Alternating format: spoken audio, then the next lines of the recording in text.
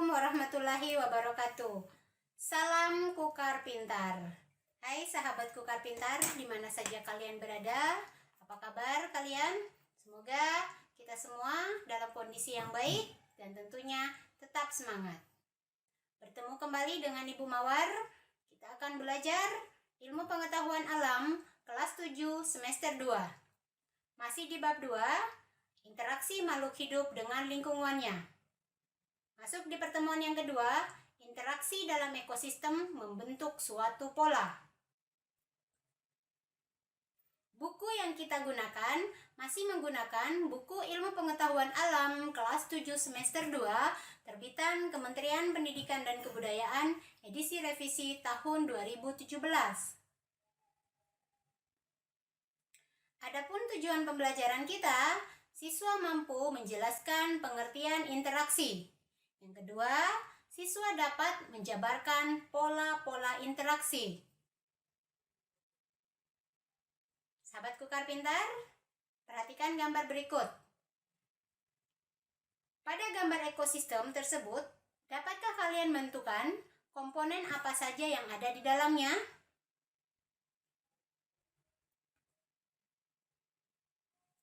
Ya. Interaksi makhluk hidup dengan lingkungannya adalah segala pola hubungan timbal balik antara makhluk hidup atau organisme dengan komponen yang ada di sekitarnya. Interaksi dalam ekosistem membentuk pola. Setiap organisme tidak dapat hidup sendiri dan selalu bergantung pada organisme lain dan lingkungannya.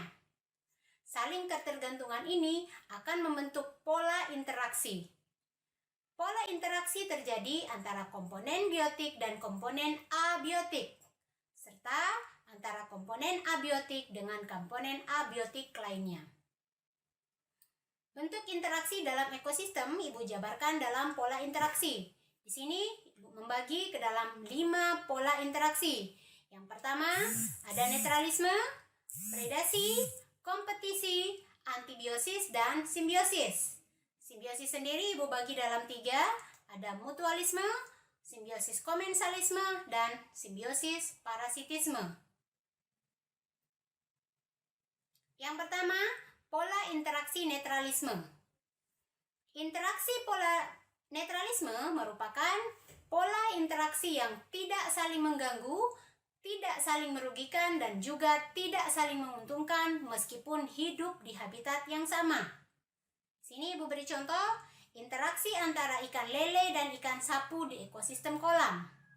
Ikan lele makan pelet, sedangkan ikan sapu memakan lumut yang menempel di dasar dan di dinding kolam. Contoh yang kedua, interaksi antara kucing dan ayam yang berada di sebuah taman yang sama. Keduanya tidak akan saling mengganggu karena jenis makanannya berbeda. Yang kedua, pola interaksi predasi. Predasi merupakan pola interaksi yang terjadi antara pemangsa atau predator dengan mangsa atau prey. Jadi, ada peristiwa predator memangsa atau memakan hewan lain. Sini Ibu beri contoh, pada ekosistem savana, zebra, kijang, rusa akan dimakan oleh harimau atau singa. Jadi posisi harimau atau singa di sini adalah sebagai pemangsa atau predator. Yang ketiga, pola interaksi kompetisi. Kompetisi merupakan pola interaksi yang terjadi karena adanya persaingan antara individu atau populasi untuk memenuhi kebutuhan hidup. Namun, habitat tidak menyediakannya sehingga terjadilah kompetisi. Sini Ibu beri contoh, populasi sapi dan kuda di padang rumput yang sama akan berkompetisi untuk mendapatkan rumput. Belalang dengan ulat saling memperebutkan dedaunan sebagai sumber makanan pada habitat yang sama. Padi dan gulma akan bersaing mendapatkan unsur hara dari tanah pada daerah persawahan. Pola interaksi yang keempat adalah antibiosis atau amensalisme. Antibiosis atau amensalisme merupakan Pola interaksi berupa hubungan antara dua individu berbeda jenis yang menyebabkan individu yang satu menghambat pertumbuhan individu yang lain. Di sini Ibu beri contoh, jamur Penicillium notatum akan mengeluarkan zat antibiotik untuk menghambat pertumbuhan atau penyebaran bakteri penyebab penyakit. Yang kedua, contoh pohon pinus atau pohon walnut akan mengeluarkan zat kimia yang menghambat tumbuhan lain, sehingga akan sulit menemukan tumbuhan lain di sekitar hutan pinus. Yang terakhir, pola interaksi simbiosis. Simbiosis merupakan bentuk hidup bersama antara dua makhluk hidup atau lebih pada suatu habitat tertentu. Di sini Ibu bagi menjadi 3. Yang pertama, simbiosis mutualisme. Merupakan bentuk hidup bersama dua makhluk hidup di mana keduanya memberikan dan mendapatkan keuntungan yang sama. Di sini Ibu beri contoh hubungan antara kerbau dan burung jalak. Burung jalak mengambil kutu dari kerbau. Kemudian yang kedua, simbiosis parasitisme. Simbiosis parasitisme merupakan interaksi yang hanya menguntungkan satu pihak saja, parasit, dan pihak lain dirugikan. Dalam hal ini adalah inangnya. Di sini Ibu beri contoh benalu yang hidup sebagai parasit pada tanaman inang. Benalu akan mengambil nutrisi dari tumbuhan inang tempat dia tinggal, sehingga tumbuhan inangnya akan kekurangan dan nutrisi dan lama-kelamaan akan mati. Simbiosis yang berikutnya adalah simbiosis komensalisme. Merupakan interaksi yang hanya menguntungkan satu pihak saja, sedangkan pihak yang lain tidak dirugikan, juga tidak diuntungkan.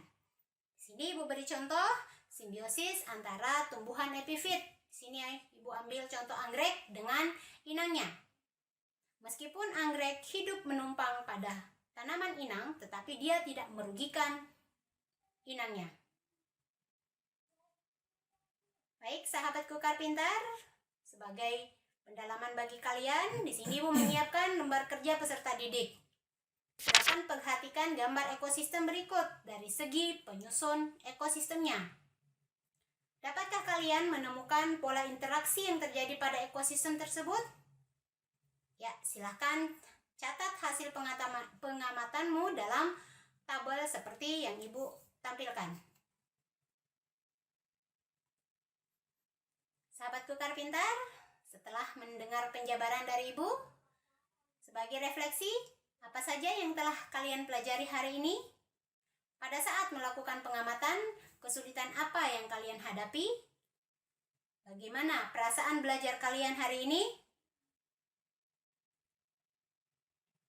Untuk pendalaman, Ibu meminta kalian membuat mind mapping atau peta konsep dengan menggunakan kata kunci yang sudah Ibu sediakan.